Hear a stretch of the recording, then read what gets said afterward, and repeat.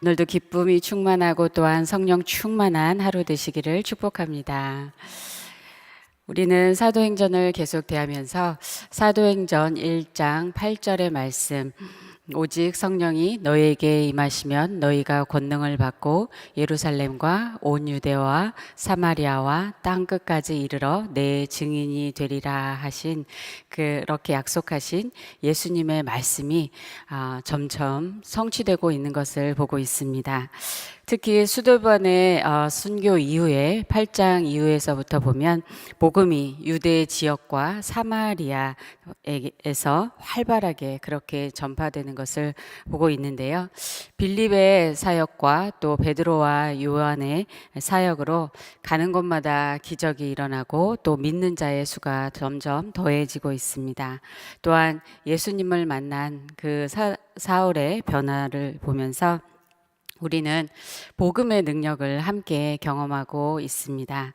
이 모든 사건들은 옛날에 그 시대의 그러한 스토리가 아니라 지금 우리도 말씀을 통해서 함께 경험하고 있는 그러한 복음의 사건인 줄 믿습니다. 오늘 말씀 사도행전 10장에서는 베드로와 고넬료가 만나는 사건이 나오는데요.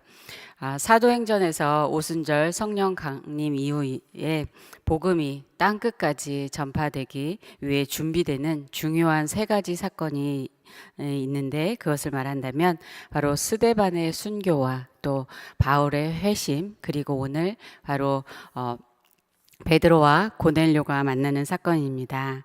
그러면 오늘 이 사건을 통해서 성령님께서 어떻게 복음 전파의 사역을 인도해 가시는지, 또한 우리가 배우는 교훈은 무엇인지 함께 알아보기 원합니다.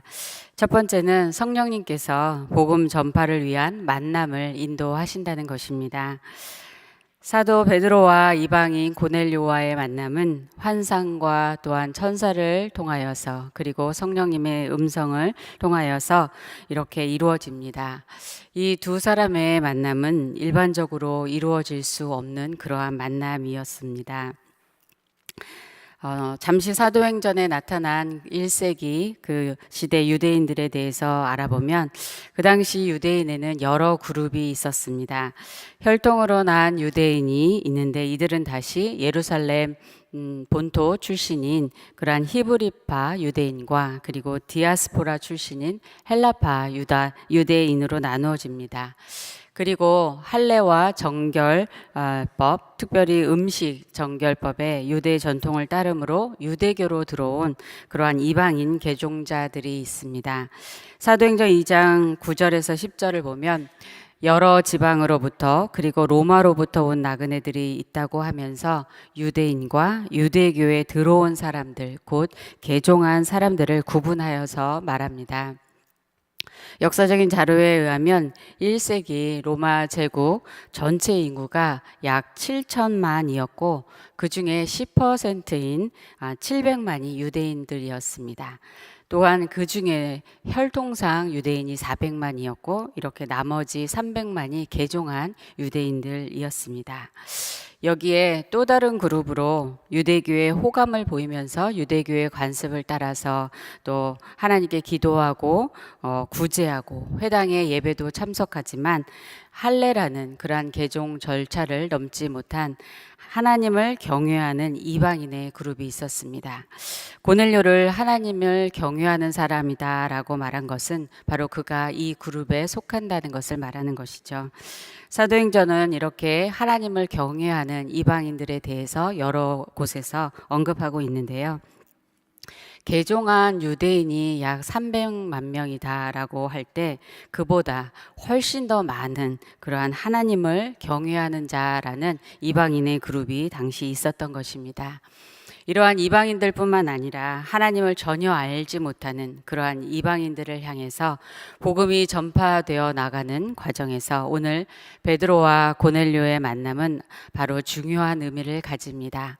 이들의 만남을 통해서 유대인과 이방인의 장벽이 무너지고 율법과 전통을 넘어서서 성령의 역사로 구원받는 그러한 놀라운 은혜를 경험하게 되는 것입니다. 그러면 하나님의 뜻이 이루어지는 데 있어서 성령님께서는 사람을 움직이고 만남을 인도하십니다. 오늘 말씀의 장면은 17절에서 보면 기이한 환상을 본 베드로가 무슨 뜻인지 속으로 의아해 하는 데서 시작이 됩니다. 그 사이에 고넬료는 천사가 지시한 대로 베드로가 머물고 있는 욥바로 하인들과 군인을 보냅니다. 베드로가 그 뜻을 생각하고 있을 때 바로 그들이 도착하였습니다. 그때 성령님께서 베드로에게 말씀하십니다. 오늘 19에서 20절 말씀을 보시면 베드로가 그 환상에 대하여 생각할 때 성령께서 그에게 말씀하시되 두 사람이 너를 찾으니 일어나 내려가 의심하지 말고 함께 가라. 내가 그들을 보내었느니라 하시니 성령님께서는 그들이 누구인지 말씀하지 않으시고 다만 의심하지 말라. 함께 가라. 그렇게 하시면서 내가 그들을 보내었다라고 말씀해 주셨습니다. 베드로가 그래서 내려가서 자신을 찾아온 사람들을 보았는데 그들이 이방인들이었습니다. 이방인들을 본 베드로는 매우 놀랐을 것입니다. 그들은 고넬료의 명령대로 베드로에게 그대로 자신이 온 이유를 말을 전하였습니다.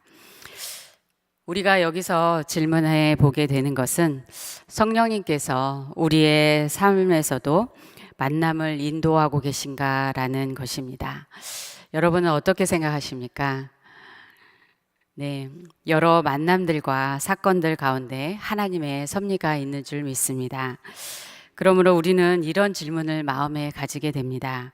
하나님께서 이 일을 통해서 또한 이 만남을 통해서 무슨 일을 이루시기 원하시는지, 또한 하나님은 무슨 일을 하시려고 하는지 이러한 질문을 하게 되는데요. 특별히 복음 전도를 위해서 성령님께서는 만날 사람과 때와 장소를 인도하시는 것을 우리는 경험하게 됩니다. 그런데 중요한 것은 우리가 어떻게 성령님의 음성을 잘 듣고 또 잘 따라가는가 하는 것인 것 같습니다. 이를 위해서 우리는 기도로 마음이 열려 있는 것이 필요합니다. 오늘 고넬료도 베드로도 그 기도하는 시간에 바로 하나님께서 보여주시고 말씀으로 인도해 주셨습니다. 우리에게 여러 모양으로 그렇게 말씀해 주시는데 우리가 지나치지 않고 또한 생각하고 또한 순종할 때 성령님께서 인도하심을 그렇게 경험하는 줄 믿습니다. 얼마 전 토요일 오전에 오 목사님께서 전도를 나가시는데 늘 전도 나가시잖아요. 그런데 그날엔 저도 조인하겠다고 그렇게 말씀을 전날에 드렸습니다. 그런데 토요일 날 새벽 예배 후에 미팅을 두 가지를 하고 나니까 시간이 많이 지난 겁니다. 그래서 조금 시간이 지나서 갈까 말까 이렇게 마음을 이렇게 고민을 하다가 마음에 오늘은 꼭 가야 하는데 이런 부담이 생겼습니다. 그래서 목사님께 전화를 드리고 어디에 계신지 그래서 이제 그 다음 장소에서 만났습니다. 그리고 이제 사역일을 가지고 전도하러 나갔는데요. 그날 첫 번째 이렇게 만난 여자분이 계셨는데요. 의자에 앉아 계셨는데 제가 여기 잠시 앉아도 될까요? 라고 말을 건네자마자 저를 쫙 째려보는 것입니다.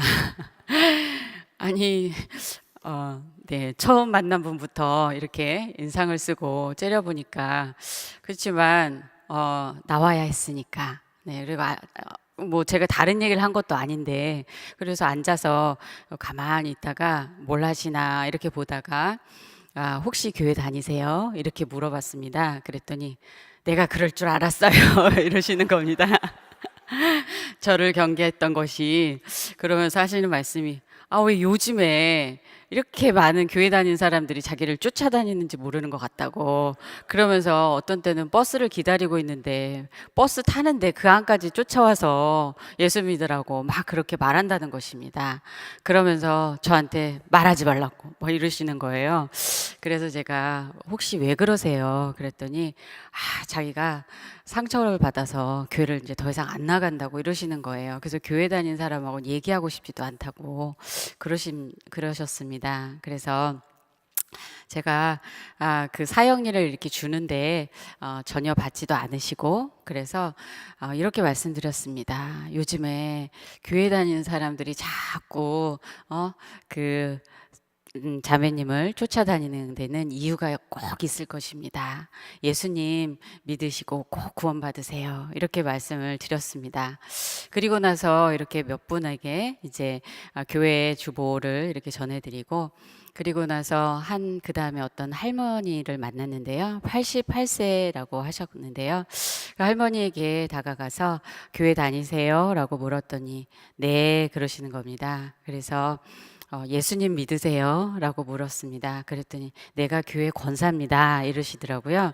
그래서 그냥 일어나서 가려다가 그런데 혹시 권사님 오늘 하나님께서 권사님을 부르신다면 이 세상을 떠나신다면 천국에 가실 그런 확신이 있으세요? 라고 물었습니다. 그랬더니 글쎄 이러시면서 내가 죄를 많이 지어갖고 잘 살아야지 또 이러시는 겁니다. 그게 아니잖아요. 네, 그래서 권사님에게 다시 자리에 앉아서 그렇지 않다고 말씀드리면서 예수님을 영접하셨는지 그리고 이제 사형리 복음을 나누고 예수님을 영접하는 기도를 함께 하였습니다.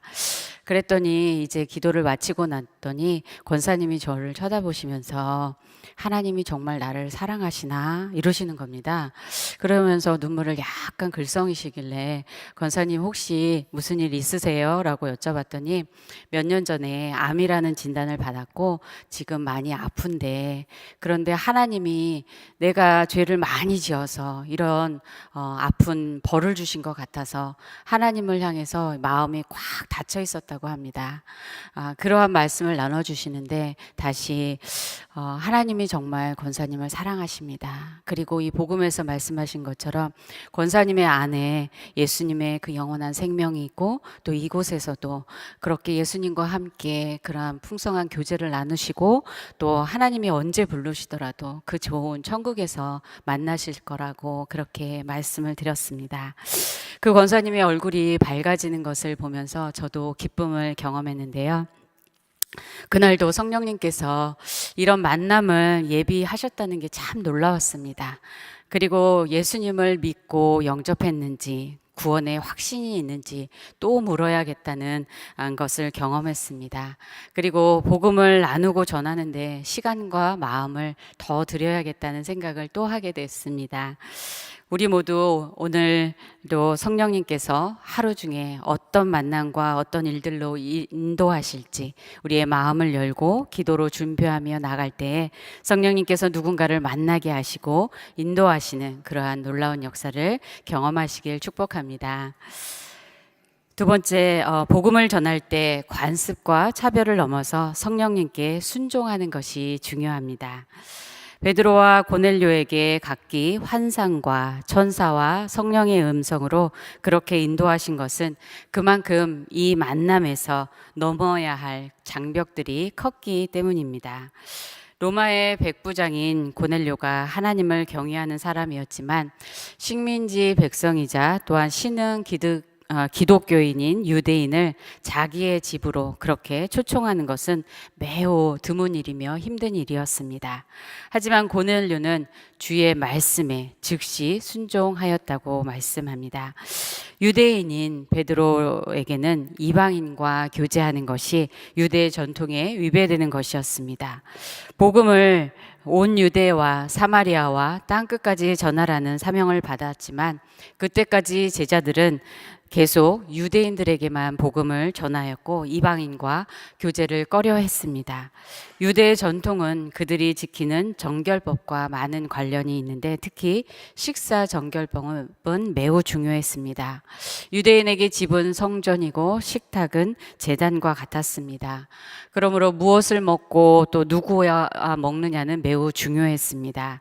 구별되지 않은 그러한 음식뿐만 아니라 구별되지 않은 음식을 먹는 이방인과 함께 먹는 것도 또한 그러한 이방인의 집에 가는 것도 금하였습니다. 여기서 우리는 예수님은 어떻게 하셨는지를 생각해 보게 되는데요.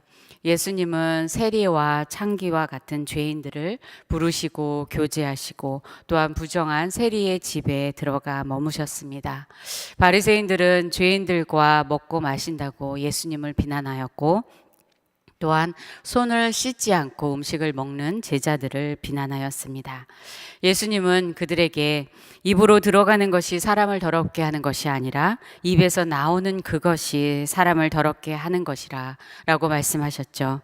그리고 예수님은 나아가서 이방인 로마 백부장의 믿음을 칭찬하시면서 그의 종의 병을 낫게 해주셨습니다. 그리고 또한 이방인 수로보니게 여인의 딸을 고쳐주셨습니다. 지금 베드로는 예수님이 그러셨던 것처럼 부정하다고 취급받는 그러한 사람, 바로 무두장이 시몬의 집에 머물고 있습니다. 무두장이란 가죽 제품을 만드는 사람인데, 가죽을 만드는 것은 곧 죽은 짐승을 그렇게 만지는 부정한 일이었기 때문에 유대인들은 무두장이를 부정하게 취급하였습니다. 그러한 집에 머물고 있는 베드로지만 그곳에서 하나님이 보여주신 속되고 깨끗하지 않은 음식들은 절대 먹지 않겠다고 거부하였습니다.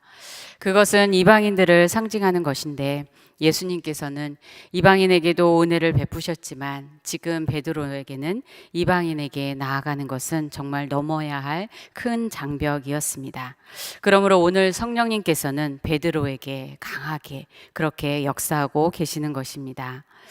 그러면 베드로가 어떻게 성령의 인도하심에 순종하여 갔는지 함께 보겠습니다. 23절에서 보면 베드로는 무두장이 집에 찾아온 고넬료의 하인들을 집으로 불러들여 유숙하게 합니다. 점심때쯤에 도착한 그들을 다른 곳에 그렇게 머물도록 알아볼 수도 있는데 그 집으로 그렇게 들어오게 하였습니다. 이 장면을 여러분 한번 상상해 보시겠습니까? 무두장이 시몬의 집은 가난하고 또 가죽들을 만드니 냄새도 나고 깨끗하기 어려운 그런 집이었을 것입니다.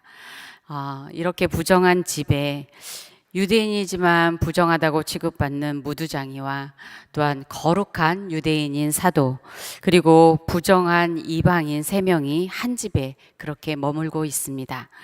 같은 장소에 머물 수 없는 사람들이 지금 먹고 교제하고 하룻밤을 지내는 그 당시에 상상할 수 없는 일이 벌어지고 있는 것입니다. 그들을 인도하신 성령님께서 그들의 전통과 관습을 넘어서 이방인과 유대인, 가난한 사람과 부유한 사람, 부정한 사람과 거룩한 사람, 식민지의 사람과 또한 지배자에 속한 사람 간의 교제가 이루어지게 하신 것입니다. 잠시 무두장의 시몬의 입장에서 생각해 보면 어떠했을까요? 바로 앞에서 그 9장에 등장한 욥바의 도르가라는 선행과 구제를 심히 많이 하는 그 여제자와 뒤에 백성을 많이 구제하고 부유한 백부장 고넬료 사이에 등장하는 이 무두장이 시몬은 아무것도 내세울 게 없습니다. 무두장이라는 것이 당시 그가 처했을 형편과 상황에 대해서 많은 것을 말해줍니다. 그렇지만 은혜로 구원받은 바로 자신의 그 집에서 이런 놀라운 교제가 일어나는 것을 보며 떨리고 감격하였을 것입니다. 부정한 자신에게 베푸신 그 은혜처럼 사도 베드로를 통해서 하나님께서 이방인들을 받아들이시는 은혜를 그는 목격하고 경험하게 된 것입니다. 이튿날 바로 욥바에서 온 형제들 뒤에 보면 6명이라고 나오는데요. 베드로까지 7명의 유대인이 같이 가이사라로 떠납니다. 유대인들은 어떤 일에 대해서 7명을 증인으로 세우면 인정하는데요. 앞으로 무언가 일어날 일들에 대해서 증인이 필요했던 그런 상황을 말해줍니다. 그들은 모두 함께 가이사라까지 약 50km가 되는 길을 동행합니다.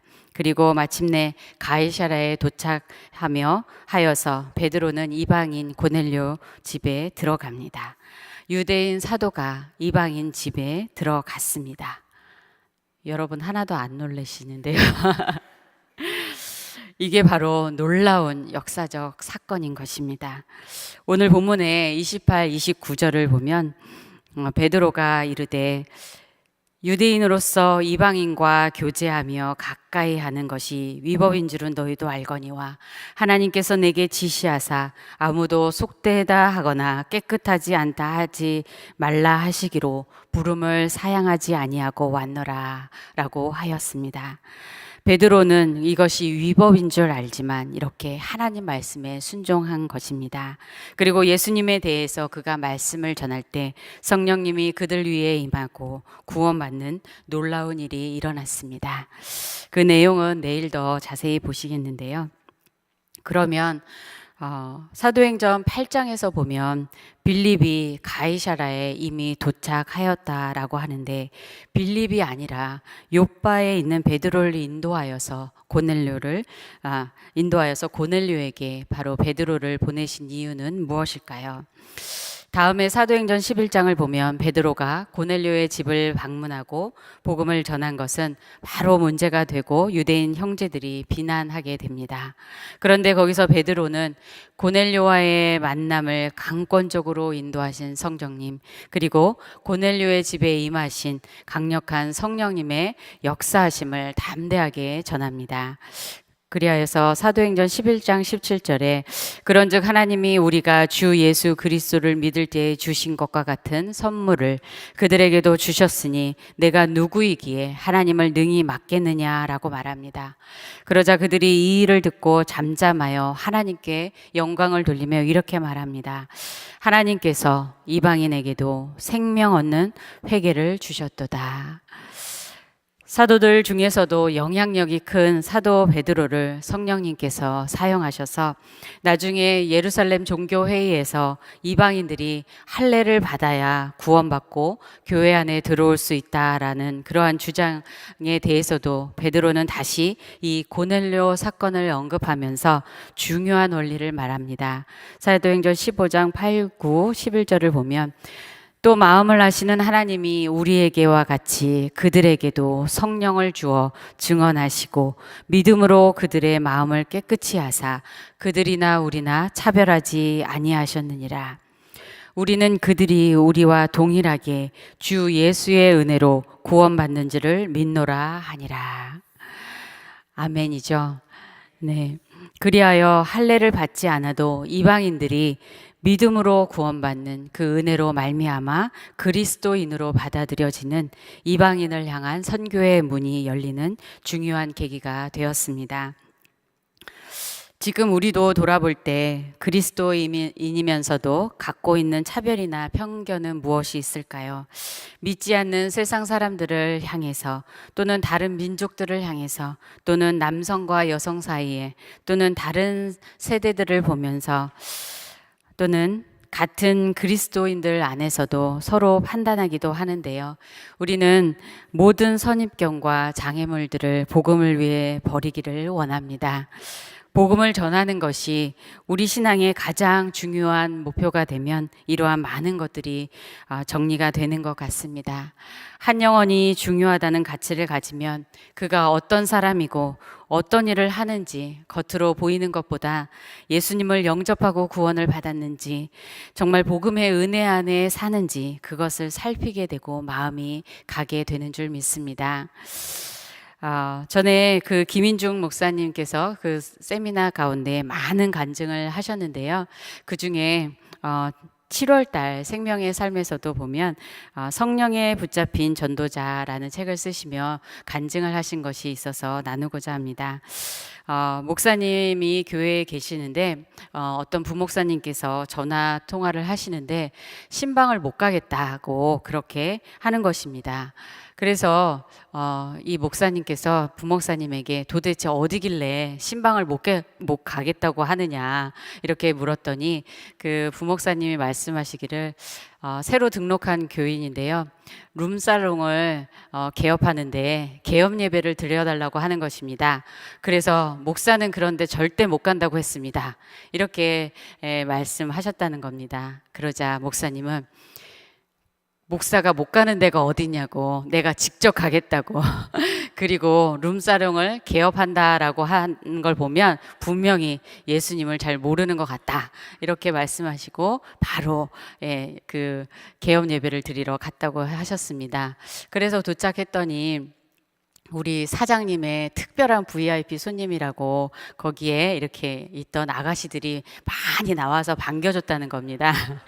그러자 목사님은 다 내보내고 이제 주인하고 얘기하겠다고 이러고 그 사장님의 손을 꼭 붙잡고 어떻게 이런 일을 하게 됐는지 이렇게 물었다고 합니다. 그러자 그 주인이 인생에 쌓여온 아픔과 그러한 울분을 다 얘기하는데 그것을 들어주고 목사님은 바리새인들의 비난에도 불구하고 죄인과 그렇게 교제하셨던 예수님에 대해서 말씀을 전하셨다고 합니다. 그래서 그는 예수님을 눈물로 영접을 하는 그러한 역사가 있었다고 합니다. 그리고 얼마 지나지 않아서 정말 예수님을 영접하고 나니까 이 룸사롱을 정리하고 신문사 지국을 인수해서 열심히 일하고 또한 이웃을 섬기는 그러한 모범적인 성도가 되었다라고 간증하셨습니다. 이렇듯 구원의 은혜는 누구에게나 동일하게 열려 있습니다. 여러분과 제가 혹시 저 사람은 너무 세상적이라서 혹은 저 사람은 왠지 아니면 또 어떤 점이 내 마음에 안 들어서 등등 그렇게 여러 이유로 가리거나 피하는 사람이 있으십니까? 그런데 그 사람이 예수님을 믿지 않는다면 오늘 우리가 먼저 주님 안에서 복음 안에서 변화해야 하는 줄 믿습니다. 예수님을 만나도록 성령님께서 우리를 사용하기 원하실 때 순종하며 나아가는 우리 모두가 되기를 원합니다. 세 번째로 성령님은 모든 사람을 구원하기 위해서 계속 일하신다는 것입니다. 베드로가 가이사랴에 도착했을 때 온 집안과 더불어 하나님을 경외하던 고넬료는 그의 친척과 가까운 친구들을 모아 기다리고 있었습니다. 그리하여서 베드로가 고넬료의 집에 들어갔을 때 많은 사람들이 모인 것을 보았습니다. 그때 고넬료는 베드로에게 말합니다. 오늘 마지막 33절 말씀을 보시면 내가 곧 당신에게 사람을 보내었는데 오셨으니 잘하였나이다. 이제 우리는 주께서 당신에게 명하신 모든 것을 듣고자 하여 다 하나님 앞에 있나이다. 베드로가 집에 들어올 때 겸손하게 발 앞에 엎드려 절하며 맞이했던 고넬료는 베드로가 말씀하는 모든 것을 듣겠다고 그렇게 준비된 마음으로 말합니다. 주께서 당신에게 명하신 모든 것은 무엇입니까? 곧 예수 그리스도에 대한 말씀입니다. 복음의 말씀이죠. 고넬료의 이러한 겸손한 자세를 대하고 베드로는 하나님은 정말 사람의 외모를 보지 않으시고 각 나라 중에 하나님을 경외하며 의를 행하는 사람은 다 받으시는 줄 깨달았다라고 말하였습니다. 하나님은 모든 사람을 구원하기 원하십니다. 하나님의 은혜에는 차별이 없습니다. 이 말을 한 후에 베드로가 예수 그리스도에 대한 말씀을 전하였을 때 성령님께서는 오순절 성령 강림의 때처럼 그곳에 모인 모든 이방인들에게 성령을 부어주셨습니다. 그리고 베드로는 그들에게 예수 그리스도의 이름으로 세례를 베풀었습니다. 이러한 역사를 행하신 성령님은 사도행전에서 계속하여 복음 전파의 역사를 인도해 가신 것을 우리는 봅니다. 또한 지금도 성령님께서는 많은 사람들을 세우시고 보내시고 또한 기도하게 하심으로 영혼 구원의 역사를 이루어가고 계신 줄 믿습니다. 지금 우리 교회에서는 두 단기 선교팀이 선교지에 가 있는데요.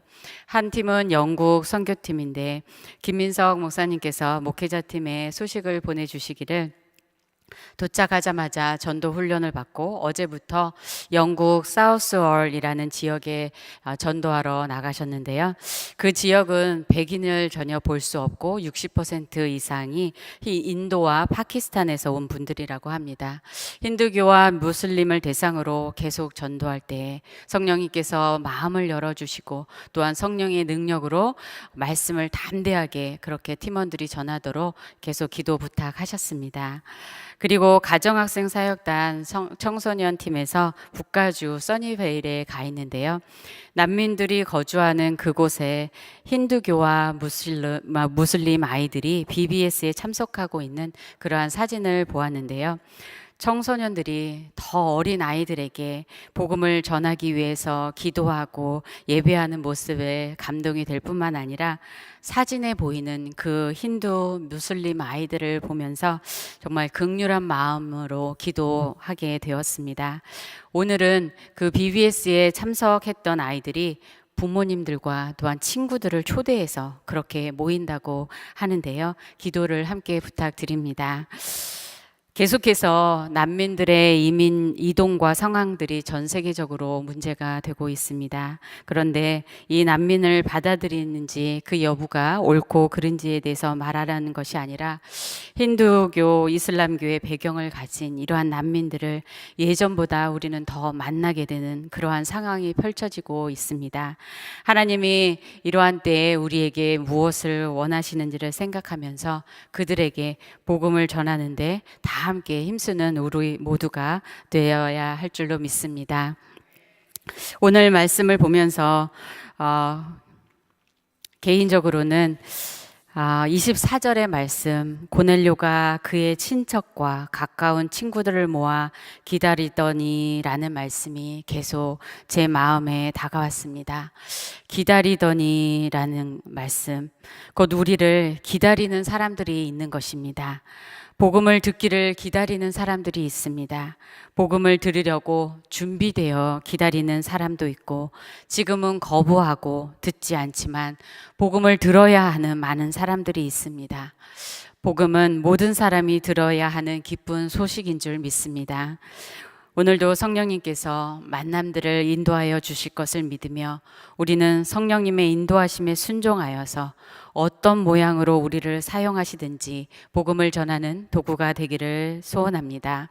베드로의 모습이든지 고넬료의 하인들이든지 무두장이 피장이이든지 아니면 함께 동행한 그 어떤 형제들이든지 복음을 전하는 역사 가운데 성령님께서 우리 각자에게 맡기신 일이 있는 줄 믿습니다.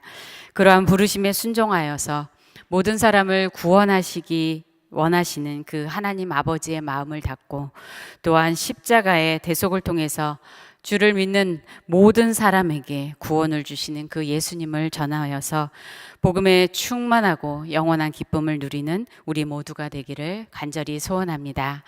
오늘도 성령님과 함께 동행하며 승리하는 하루가 되시기를 축복합니다.